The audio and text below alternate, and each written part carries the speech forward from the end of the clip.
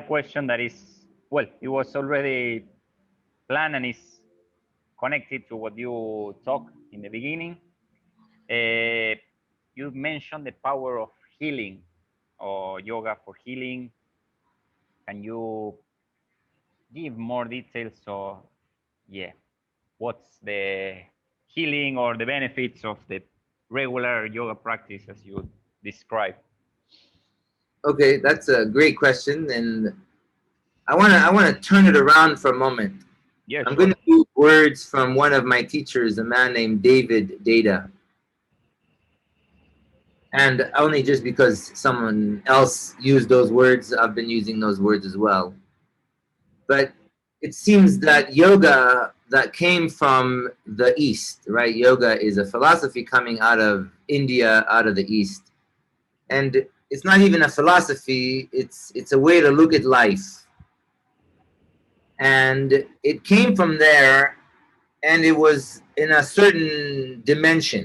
We'll put it that way. We'll just use that word. It's in a certain dimension. Yoga sits in a dimension, and it came in our modern time over here to the West, and it came as wrapped in a bubble of philosophy, philosophical ideas of how the world works, and a idea that it is a therapeutic practice, like we just asked, that it heals. It's supposed to heal. That's a therapeutic, right? So can we appreciate the two? There's a dimensional difference, right? There's a different Yeah. dimension to physical health, a different dimension for mental health, but then a different dimension to philosophy, right? A way of life. It has Yeah. nothing to do with being healthy. I mean, I hope you're healthy, but a philosophy is a way of life, how to organize society, how to organize our relationship with the world, right? And then there's another dimension that's not even that, but sadly, it's hard to talk about it without using the words philosophy or physical, mental. And that's the realm of spirituality, which is which the word in English spirituality already kind of makes people want to disassociate and to close their minds off. And spirituality is not some fancy fair. But when you have philosophy as a way of life and you have therapeutic as a way of dealing with the mind and the body, then spirituality gets lost. Can you feel that? Can you feel how it gets lost in the noise? Spirituality is the essence of reality. It's not some idea. It's not like I'm going to sit in meditation and I'll have some spiritual awakening. It's not that I got to go to a shaman in Central America or do my yoga retreat or any yoga retreat to have a spiritual awakening.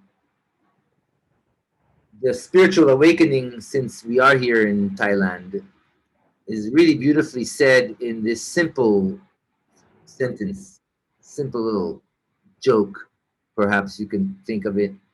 They asked the Buddha if he was a god, and he said no. They asked him if he was a saint, and he said no. What are you? He was asked, and then he said, well, I am a saint. I am awake. Excuse me. I am awake. What does he mean by I'm awake? It didn't mean I'm a saint. It didn't mean I'm a god. I'm just suddenly I'm awakened to what the real picture of this reality is. Notice how, right? Notice that when I use those words from the Buddha now, I'm awake. Suddenly this quality of spirituality makes sense in relation to philosophy, right? I'm awake, but what does that mean? I'm awake to philosophy. Is Buddhism a philosophy? Yes, we can take a philosophy from it. And right now it's a lot of philosophizing in the Buddha world. But how do we wake up to the real experience of life? Does that make sense? Yes. Yeah, yeah. So if I Thanks for use that. that, you're welcome. So then let me tie it in because Yep. obviously there's great benefits. So let's connect them all. But if we remember that yoga is a big word. And so we can separate the word because right now it's confusing in the minds of people. So let's use the word yoga to mean an expanded artistic awareness, right? So if I am a musician and I play my guitar, I had to spend a lot of time learning how to play the guitar. I had to take the steps on where to put my fingers and how to hear the notes and how to do those correctly.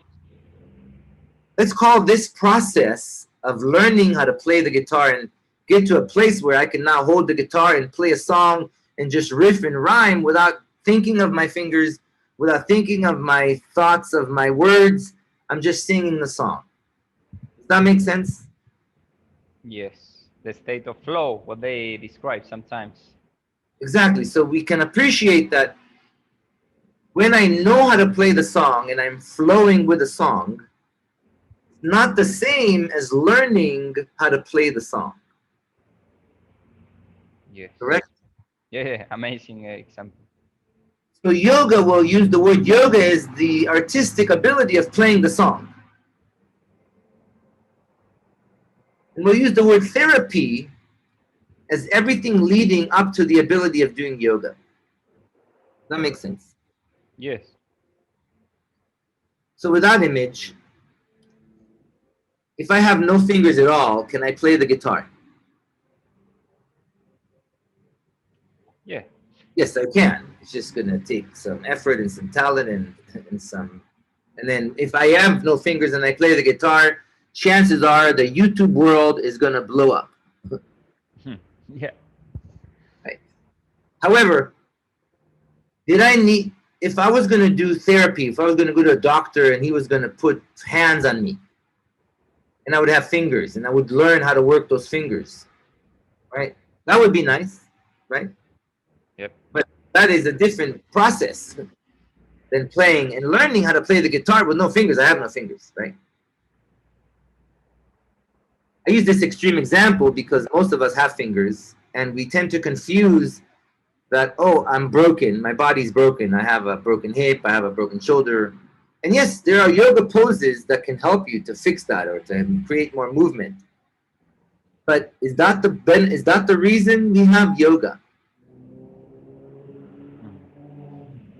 Now, it's okay to think that yoga is to fix the body. Nothing wrong with that image. And then yes, if that's your image, then yes, we need to be very careful and very selective, and we need to take our time, and we need to be very clear, and we need to be very honest, and we probably should do it one-on-one, not group. How am I going to tell a whole group of people that the yoga pose is helpful for you for the injury that one person has but not another? Of course the yoga pose is beneficial from the idea that it does what? When we do yoga, when we are in a yoga pose, and we're not physically hurt, and we're not doing the pose because I needed to fix my shoulder. We do the pose, and if I'm brand new, then I'm like the brand new musician. Whether I got fingers or don't have fingers, strumming the guitar is the same difficulty. It is the same difficulty with no fingers and with a finger to pick up a guitar and play it for the very first time. To become proficient on it requires time and effort. And as we just said, that's so then great. Then you start your practice. But once you have your practice, the yoga pose is because it clears something, right? It creates a different experience in the mind and the body. There's a certain artistic feeling. I can walk different. I can stand tall. I can present myself to the world with a little bit more ease, perhaps. Yes.